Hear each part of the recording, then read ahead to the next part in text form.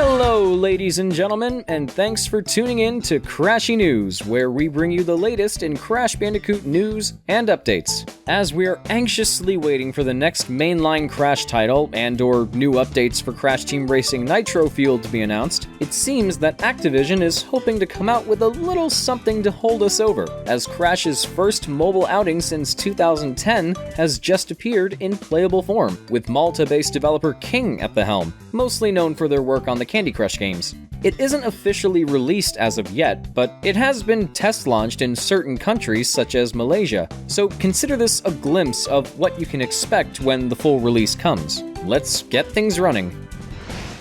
Images of the game have previously been revealed through leaks, featuring a new design for Crash that somewhat feels like a mix of Titans and Skylanders. Interestingly enough, though, that design itself was given a slight redesign, with proportions more akin to his appearances in the Insane trilogy and Nitro-fueled, although it does keep the smooth texturing from the earlier version, which serves well with the weaker hardware.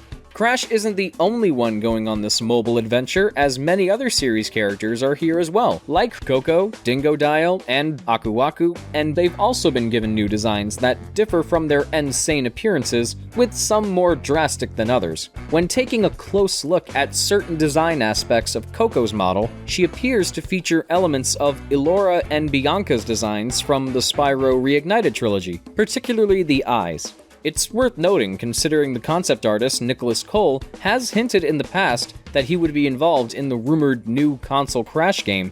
The most drastic of the bunch is Dingodile, having almost Spyro-like scales on his chest and a rather strange elf-like snout. But it's not just the cast from the original trilogy showing up. Scorporilla from the Titan series and the Ant Droids from Twinsanity are present, indicating that more mutants and foes from Crash's history might show up too. Narrative-wise, the game is about Cortex stealing power gems to create dimensional portals, sending his mutated henchmen to enslave all realities. Coco thankfully caught wind of this plan and has made various portal weapons to help Crash save the day. The game is an auto-runner similar to Temple Run and Sonic Dash, but with a Crashified twist. Unlike most auto-runners, levels are not procedurally generated, so instead, Crash runs through pre-made stages, each with 3 different lanes for him to run down. Many of his trademark abilities are here and accounted for: jumping, spinning, sliding, the works. Crash can also pick up objects like berries to throw towards oncoming enemies and obstacles like nitro crates. You don't have to worry about dying in one hit, as Aku Aku can give you extra health after you break an Aku Aku crate. The levels are arguably more vertical than other games of this style, giving the levels more depth and somewhat leaning closer to the mainline games. You can reach upper platforms using slopes, springs, or just by jumping, and like every Crash title, breaking crates and collecting Wumpa fruits is the name of the game. Both are all over each level, giving you a lot to look out for.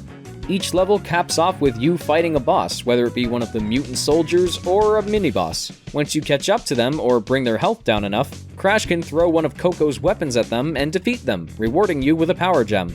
If you're wondering if it's just the jungle setting for every single level, the game has you covered, with other themes across the original trilogy being utilized, such as Lost City and Temple Ruins. That's not all, however, as within the game's files, there's an original level theme depicting a snow cavern with a technological aesthetic, so we could expect to see more on the way. The game is set up like most mobile games, having countdown timers and resources you can earn through playing or eventually by paying with real-world cash. From the looks of it though, the test launch build gives you a lot of freedom to gain resources however you want.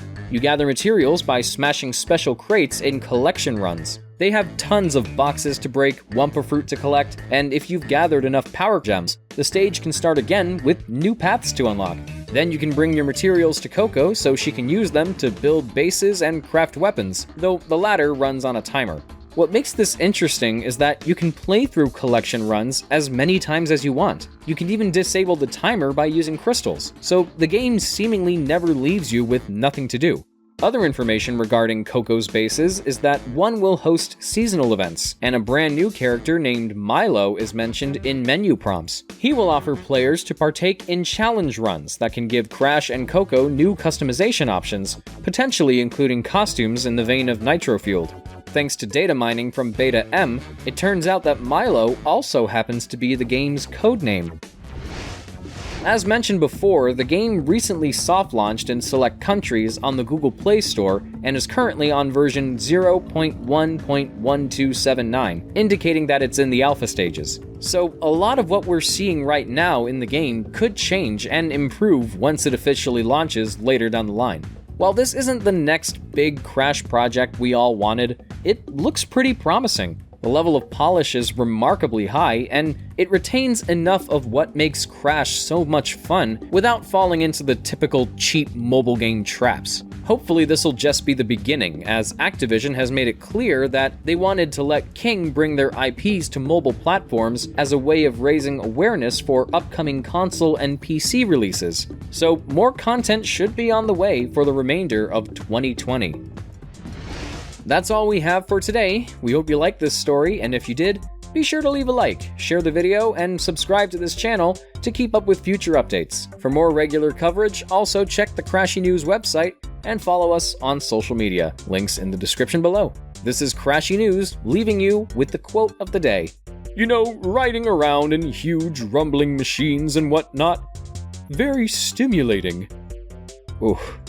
Out of context, that takes on a totally different meaning, but I'm not even gonna touch that.